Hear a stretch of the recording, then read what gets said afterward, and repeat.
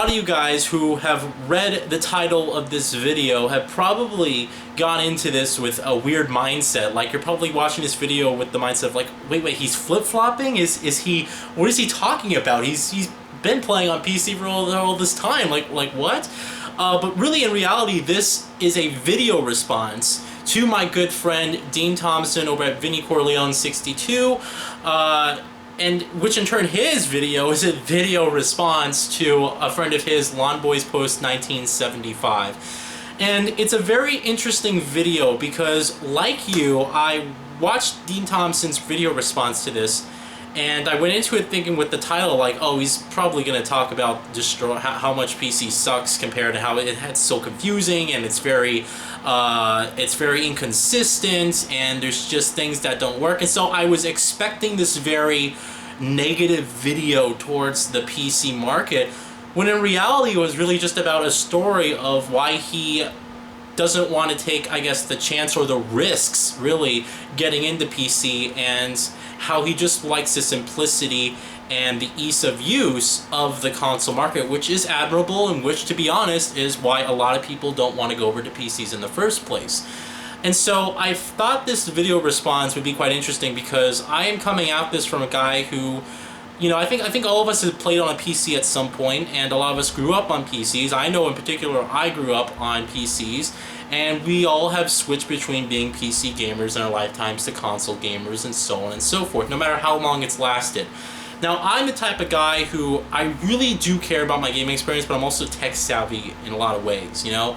I built my first computer in, really, it was the year of 2010, when my father, I asked my father, hey, I know your computer's wearing down. It was a Dell, it was like a very old Dell, running Windows XP. It had like 2 gigabytes of RAM, a very crappy dual-core processor. It was like, you know, back then it was like a good business computer, but I mean, it was just getting to the point where he was like using this computer a lot, and it would chug, and it would chug, and it would chug. And so finally, I convinced him, and I was like, I was probably like 14 years old, I finally convinced him to let me build him a PC. And this was the first time I was going to build a PC, and I was super excited, you know, because I started getting into videos and watching it, and I just got this curiosity of, okay, what would it be like?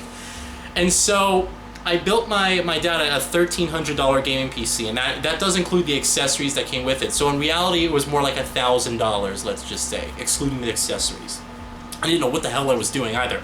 So I was kind of fumbling my way through it. I knew the basics. What I did is I watched a video of someone building it. I took down a step-by-step note of exactly what I needed to do, and I just built the computer. And it's pretty interesting because I made a lot of mistakes in that build. Most notably, like there's some stupid things that I did. I put the power supply upside down so the fan was facing up and blowing hot air up into the case, which was fine because there wasn't, again, this is a PC that was built towards business. It wasn't meant for gaming, so temperatures aren't really a big thing there. It had a stock CPU cooler, nothing special, just there. It had a dual-core i3 2600 processor, if I'm getting the number. It might have been it's 2600 or 2130. One of those. And so it's a dual-core processor, crappy i3 processor that's on the market, had 4 gigabytes of RAM, which, again, you have to think about, this was 2009, 2010. So, like, 4 gigabytes of RAM was, like, the minimum that you wanted for that time being. And I plopped Windows 7 on there, and that was pretty much it. We got a 1 terabyte hard drive, and I built in that computer. I started it up, and I was like, okay, great. Now I have to install. All this stuff, and at the time I didn't really fully realize what drivers to properly install as well. So I put the discs in that came with the hardware, right? So the motherboard, and when you buy a motherboard, when you buy like a graphics card, for instance, it comes with a disc with the software on it. Now, if you're a tech guy, every person who builds a PC knows, don't use the discs. Go online and download the software. The reason is the software that is on the discs are so outdated and so old and are very inconsistent in terms of what they offer. It can be pretty bad to install like old software on your stuff, and things cannot work properly over time. And it's just better if you install the newer software that comes with it, which is always available and up to date online. And so I did that, and about 2 months later, I believe it was, something happened where the computer kind of broke. It didn't, I don't want to say it broke. It was just acting strange. Like sometimes it wouldn't recognize something, sometimes it wouldn't turn on. Something was going wrong. And so I didn't know what it was. Again, this is the first computer I ever built in my entire life. I didn't know what it was. And my dad said, let's take it over to Fry's Electronics and see if they can fix it. So we took it over to Fry's, the same Fry's store that I hate. It's the worst. Fry's is like the absolute worst place like in the world. In terms of retail, it's one of the worst places I've ever been inside. I hate Fry's with a passion, but they're like a necessary evil. It's like the only place you can get PC parts in my area is Fry's. We don't have a Micro Center. We only have, like, Best Buy doesn't sell the hardcore PC components that you need. I mean, only Fry's does. So we took it over there and gave it to the guys, and they charged like $100, $150 to fix the thing and to get it working. About a week later, we picked it up, and my dad said to me, I want you to go over there, I want you to pick up the computer, but I also want you to ask them what you did wrong and so that you understand it. And so I walk in, and I basically get the guy to give me the computer, and I, go ahead and let him explain to me what the problem was, and he explains to me about all this, stuff that was wrong with it. I don't remember off the top of my head. Again, this was a long time ago, but it was working after that. And I remember the first computer I built, because I didn't realize that motherboards, you don't need a graphics card to have a display. Motherboards have built-in graphics cards these days, and I didn't realize that at the time. I was like, what? Like I didn't understand that. So we had to buy. I made my dad buy like another graphics card, which wasn't even necessary because I just had to install the motherboard drivers in order to get the graphics display to work on that. But again, like I was just like, I didn't fully understand everything yet. And so that happened, and that was the first computer I ever built. It had problems, but at the end we got it working. And my point is, with me telling you guys this whole story is, with every PC that I built, with every PC that I built for someone else, with any PC that I've known people have built, including friends of mine, like people like Sloppy Wet Blow, what's the Zero X Shinobi, I believe, also built his computer. Go Perverter way back in the day. Like, these are like old friends of mine that I unfortunately just don't talk to anymore. But like, my own personal friends, like my friend Tyler, who may be watching this, everyone that I've known and every computer that I built has just broken. It has in one form or another died. Something happened, something went wrong, it destroys the entire system. And someone said to me, when I was going through this whole, my whole PC issues that whole 2 months, someone said to me, dude, this is PC gaming. This is part of it. It's like, of course this stuff happens. This is what you sign up for when you build a PC. And as frustrating and as emotionally as it is, when you just don't know what the fucking problem is, and when you sink thousands of dollars into builds, it's just stuff that you have to put up with if you want the superior experience. So in a way, it balances out, because with consoles, plop it on a desk or a stand, plug into power, plug in an HDMI, boot up the controller, plop in a disc, and you're good to go. The games run. The console, you don't have to worry about graphical options. You don't have to worry you shouldn't have to worry about hardware problems, since these things are all produced of the same quality and everything's made with the same components. There should be no hardware problems whatsoever. There's always the case of overheating and stuff like that. It really just depends on your environment. But it's not like on the PC market where everything's different, everything's randomized, and you have this huge risk involved because of human error, really. And so, I mean, I love PC gaming, I really do. And I love it, and it is my preferred platform, and I will always love PC gaming, and I will always prefer playing on a PC over a console. But again, it's like, it's annoying at times. I love PC gaming, and I hate PC gaming at the same time. It's like, I love it for what it brings. I love playing games on this monitor. I love seeing 100 frames per second in real time, like actually seeing it before your eyes, not just this fake crap that a lot of TVs say they have, but actually seeing full 100 frames per second in games. I love just the just the fact that I can just sit here and record off of software. I don't need to plug anything in or anything like that. I love that I can use whatever controller I want. If I want to use an Xbox One controller, the support is there. If I want to plug in a PS4 controller, I can just download a driver, the support is there. I love that. I do.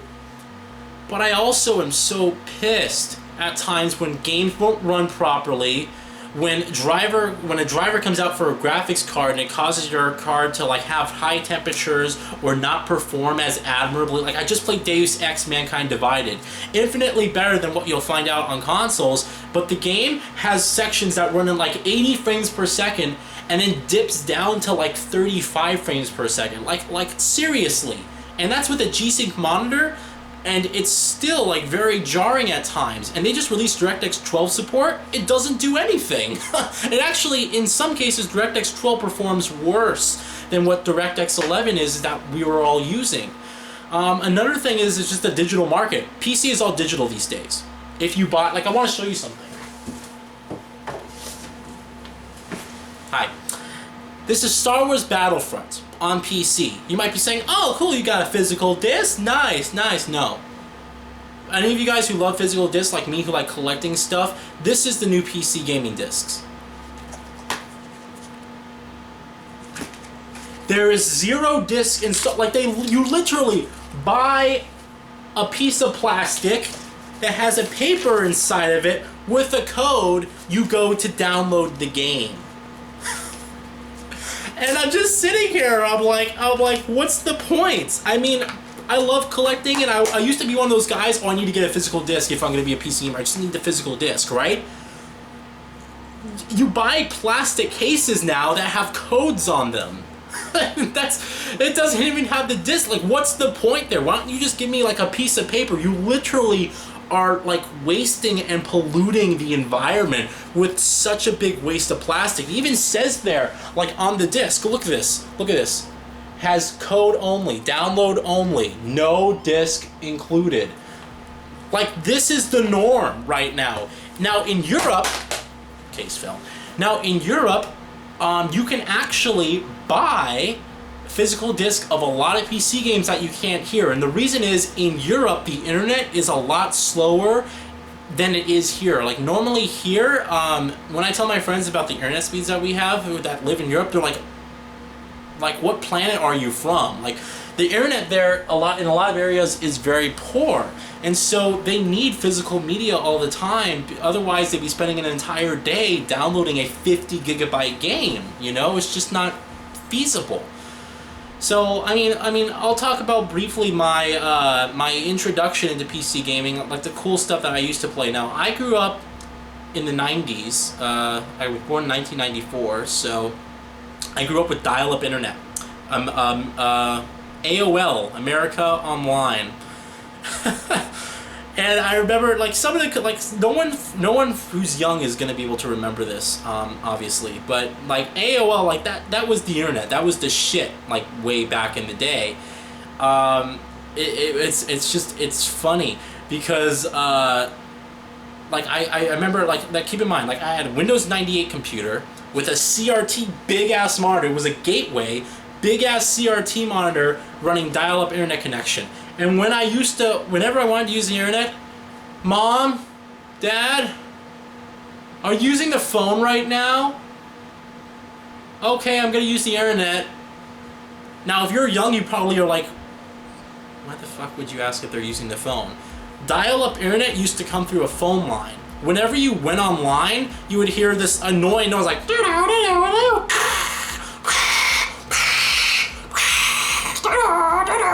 like that's what the computer would make in terms of noise. And then you would go on and your download speed would be like less than a megabit per second. It would take forever. Like going to Google took like seconds, like literally seconds. Like loading up Yahoo or AOL.com would take like close to like a minute. I'm not kidding you, right? And I didn't have an email. I didn't get into social media until like way in the future. So I never used MySpace. Didn't even use like LimeWire was a way for you to illegally download music. My sisters and my family used it. I used it probably twice to download like 2 songs that I eventually bought anyway. But other than that, I never used any of those services. But like it's hilarious because I grew up playing like those point and click games, right? And keep in mind, I was like a kid, right? So I played like Finding Nemo, Freddy the Fish, The Little Mermaid, and it's like all these like funny, Disney cartoons that you see now in these animated series. Like I played the point and click game. I remember, it's funny because I can still recall like the very last level of Finding Nemo, where in the point and click game, where you're literally like, you have to save these fish that are all in a basket that some guy is hoisting up. You know how like fishermen are just, they take this, basically this whole bracket or whatever you want to call it, this whole piece of rope, and they just basically pull all these fish out from the ocean. Like the last level, you have to like save the fish, and I was like sitting there with my mouse like trying to click and trying to figure out what it was. I remember very brief glimpses of exact levels from like The Little Mermaid and like Freddy the Fish and stuff, and it's hilarious how I can recall that, but those are the games that I played. And I remember after my parents got divorced, I didn't really have much.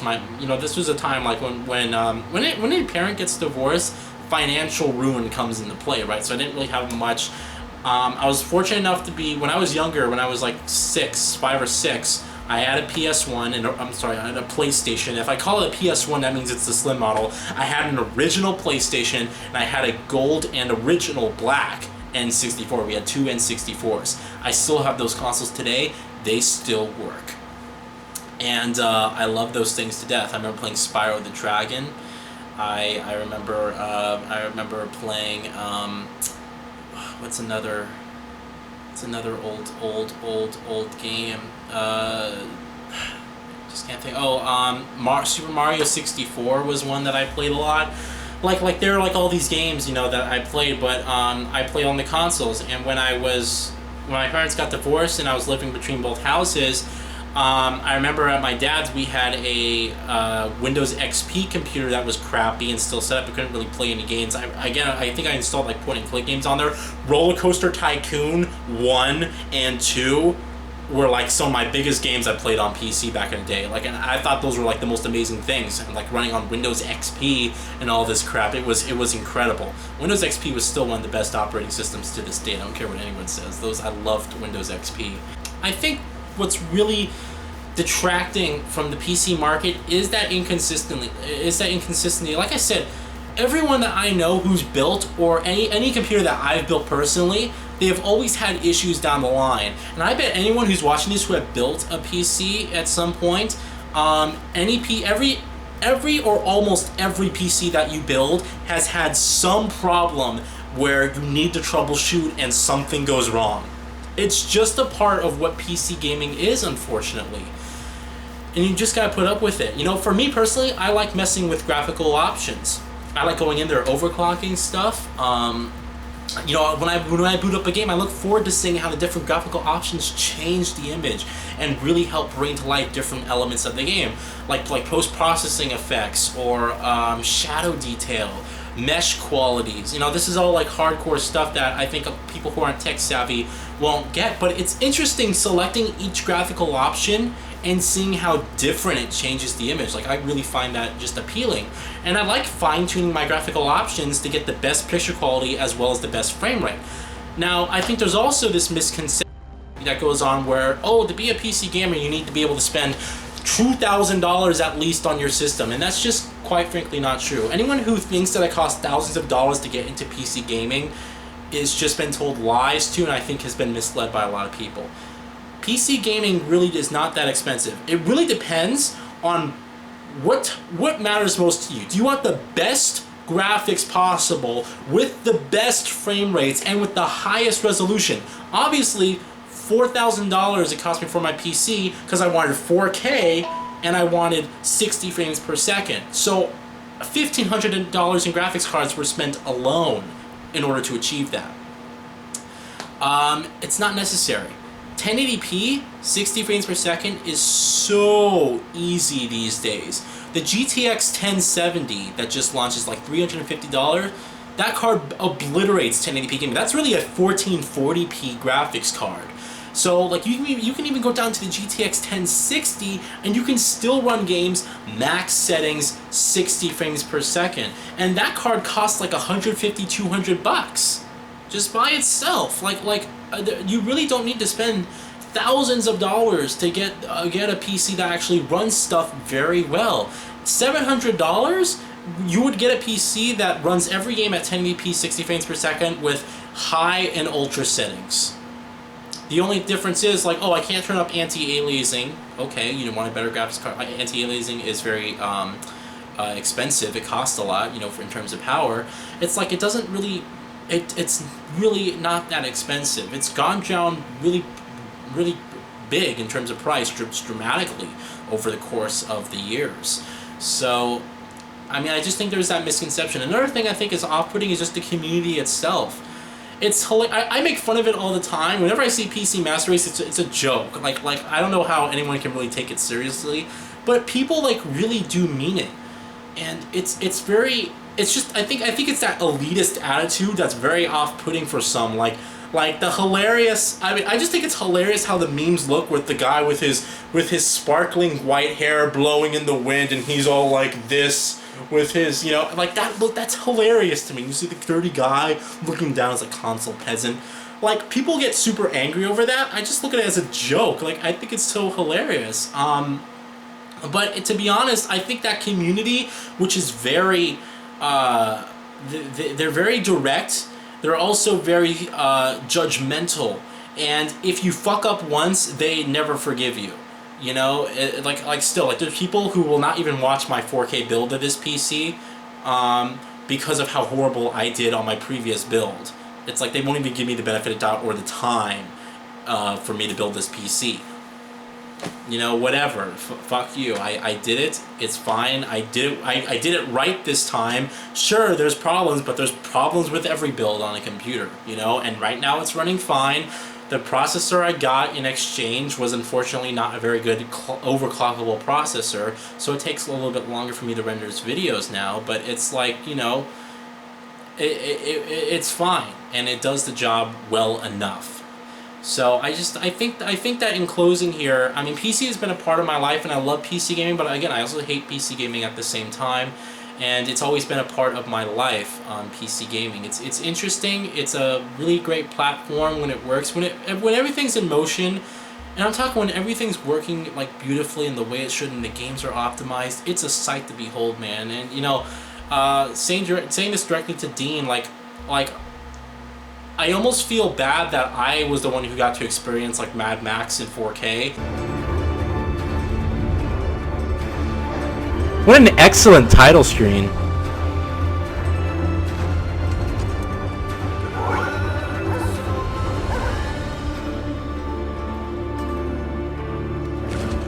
Oh wow, this is the game. Wow. Mad Max in 4K. Wow, this game looks amazing. What are we at frame rate? Oh, we're at 75 frames per second. Oh wow. Dude, this game looks amazing. Seriously, like I saw from the trailers, I'm like, okay, the game looks good. This looks amazing at 4K. Gosh. Wow, and look, we're getting like 70 frames per second. This is awesome. I'm really impressed with how the game looks. I can't wait to play this. This is gonna be great. Oh wow.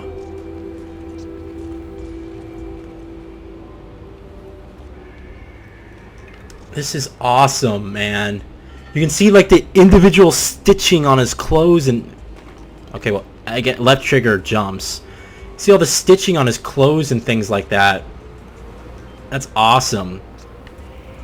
Leaves foot marks in the dust. The sand, whatever. And amazing animations, wow. I'm so impressed with the graphics. This is great.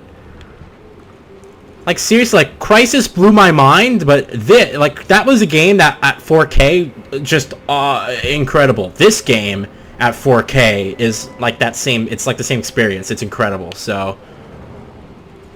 Because this is a game that he loves to death, and a franchise and a series that he's just really passionate about. And I hope to God that one day he'd be able to experience that. Maybe in the future where, you know, they have you know, games like maybe they'll upgrade games. They have like, you know, backwards compatibility with some of these games, or they sell the digital PS2 titles but they look better, like upscaled. Maybe in the future they'll have something like that just for like Mad Max or even the past games of this generation. But just like when you see games in motion, everything's working beautifully and the frame rates are good. It's a sight to behold, man. It really is. And you sit back and there's this moment of like tranquility where everything is perfect. And it's one of the most incredible experiences ever. It really is. There's a cost, there's a risk, but it's an incredible experience overall. And if you're willing to put up with the frustrations, with the tinkering and the parts and everything like that, if you're willing to put up with that, you can really get a substantially better experience in some cases. And it's something that I hope everyone can experience at one time. Like, I'm playing the Battlefield 1 beta, or I was playing the Battlefield 1 beta, and I mean, just it's a different experience on a monitor like this, but also a computer like this. It really is. Like I have a friend of mine who's a huge Battlefield fan, and I said, dude, you gotta play it on this. He's like, oh, it'd probably be too much for me. Like, I feel bad for him because he's only playing on an Xbox One, and it's 720p on there, 60 frames, and the graphics are like medium high settings. You know, it looks good on consoles, but it's just not. It's not what I was getting. It's not this. You know, and this is big in terms of a difference. It's just like I mentioned. There's always that risk and reward factor with it. So I kind of wanted to make this video to just detail my thoughts on PC gaming. I love PC gaming, like I said, I love PC gaming, but I also hate it at the same time. And I'm going to continue to game on my PC. I'm looking forward to all the upcoming, like Battlefield 1. I cannot wait to see how the campaign in particular looks on that game, running at this max resolution here and running at those frame rates. I just played Deus Ex Mankind Divided, a gorgeous, gorgeous game on ultra settings. It was beautiful. I'm looking forward to Mafia 3 on this thing. Oh my god. I'm really looking forward to something like that. There's, you know, all those other games that are coming out for the rest of the year. I'm just really looking forward to them. And there are games I'm getting for consoles, and, you know, games I'm getting specifically for consoles, just because sometimes the PC version of those games just haven't held up well. It's just a preference of what I want and what I think is the best bet. Like I said, overall, the most important thing for me is the best experience. I go wherever the best experience is. I don't care if that's on my Xbox, I don't care if that's on my PS4, I don't care if that's on my $4,000 gaming PC. I go wherever the best experience is. And the best experience isn't necessarily the most graphically beautiful experience. It's more about the consistency of the experience. Which is, there's one game on here that I wanted to mention. You know, it's like, okay, here's a good one. Batman Arkham Knight. The best experience was on PS4 when the game launched. Because, I mean, like, the PC version was horribly unoptimized. Yeah, you got those graphical options, but it performed horrible. And what's more important is not necessarily how beautiful it looks, but how consistent the experience is. And I found that over the course of the years, because a lot of people just want to talk about graphics, when in reality, what's more important is the consistency of what you're getting. If you're getting a beautiful, beautiful, amazing game at one point, but then a really horrible, ugly mess with frame rate drops at another point, you're gonna overall feel very mediocre, opposed to just getting a good-looking game with a good frame rate and it's all one straight line of just, you know, beauty. You know, it's just in terms of that. That's where, again, it's where the best experience is. It's all about consistency. And sometimes the PC can't even offer consistency. Like with the case of Deus Ex, love that game, looks amazing, but it was unoptimized. It was really unoptimized. I actually had Jacob over here a few nights ago. He was playing World of Warcraft. I was like, why can't I run this game max setting? He's like, oh, it's graphically demanding. It loads some stuff in the distance. I put up my statistics that tells me all about what's being used right now on my hardware. I see that World of Warcraft is only using 50 to 40% of my graphics card's capabilities. and it was like one of the most unoptimized games I've ever seen. Like, and this was a GTX 1080, and you're telling me it's using my graphics card actually underclocked. It was actually running at the underclocked speed than it was supposed to be advertised for. Like, that's insane. Running a video game and it's underclocked. It was one of the most unoptimized games I've seen in my entire life. I installed that shit. I uninstalled that shit as soon as he left. I was like, get this piece of tainted crap off of my system. There's no offense to you guys who love World of Warcraft, but that game performs like shit. And honestly, it's insulting that Blizzard didn't even optimize that shit over all the course of these years. It really is. Now I'm getting into a different rant, but I just want to do this video as a video response. I thought it was an interesting topic. Dean, I want to thank you for actually making a vlog that was about PC gaming, and you're coming at it from a console perspective because you never personally experienced high-end PC gaming in the modern day. But I do want to give my appreciation for not sitting there and making these outlandish claims and these uneducated claims and saying, well, all you guys on PCs are very elitist people, and you really only care about how beautiful your game is, and you only care about spending how much $700-800 on your graphics cards. Like he could have easily came out and said that. And to be honest, from the title of his video, I was expecting him to do something along those lines, but I was pleasantly surprised. Show him some love, by the way. The best vlogs I've ever seen in my life, seriously, are the ones that he does. Really interesting topics. Really down-to-earth commentary, and it's just excellent. Definitely go over to his channel and subscribe. You will not be disappointed. And he comes and visits me. He comes down to LA once a year, and so we exchange gifts. This is waiting for him. This is Dean. This is his gift for when he comes visits me for Christmas when we go out to dinner when we do every year. So it's one of his gifts, but it's crazy. So definitely check out his channel. He makes great content, and I will talk with you guys later. Sorry for the long vlog, but I thought it was a very interesting topic, and I did want to give my 2 cents, and I'm going to end it before it gets even longer. All right, have a good one, and I will talk with you later.